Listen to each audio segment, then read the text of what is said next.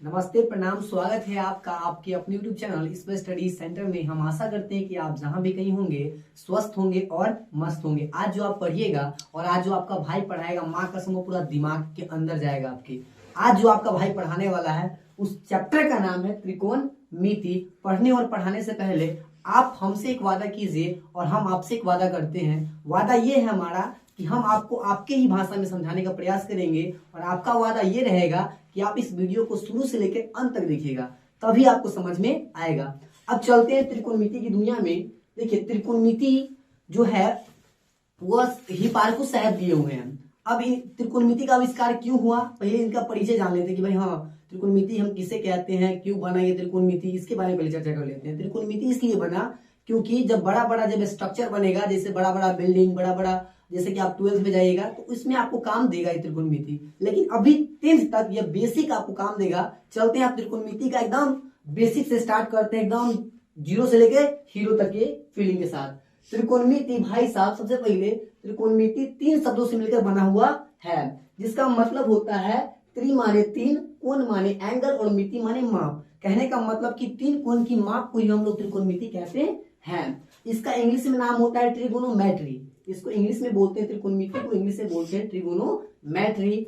और इस त्रिकोणमिति में चर्चा चलेगी, अभी तो बहुत चीज की चर्चा चलेगी, लेकिन सबसे पहले हम चर्चा चलाएंगे समकोण त्रिभुज का।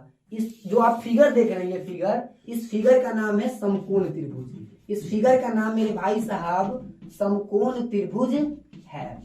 अब इसी के बारे में हम चर्चा करेंगे। अब यहाँ पर इस समकोण त्रिभुज में ही एक कर्ण होता है, एक लंब होता है और एक क्या होता है, आधार होता है।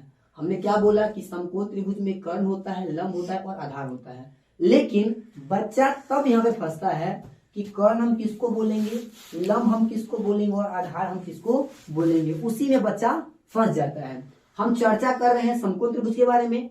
अब हम बात बताते हैं कि समकोण त्रिभुज किसे कहते हैं। जिस कोण का एगो एंगल 90 डिग्री होता है उसी को हम लोग समकोण त्रिभुज कहते हैं। और इस 90 के सामने, इस समकोण त्रिभुज में 90 के सामने वाली भुजा कर्ण कहलाती है। और 90 के सामने आपको पता चल गया कि भैया 90 के सामने कर्ण होगा। और जहां से हम न्यून कोण बनाएंगे इसको बोलते हैं न्यून कोण। क्या बोलते हैं, न्यून कोण।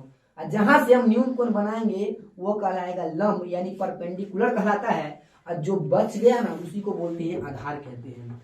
हमने क्या क्या समझाया ये कि 90 के सामने कर्ण होगा और जहां से न्यून कोण बनाएंगे वो कहलाएगा लंब, और जो बच जाएगा वो क्या कहलाएगा, आधार बन जाएगा आधार।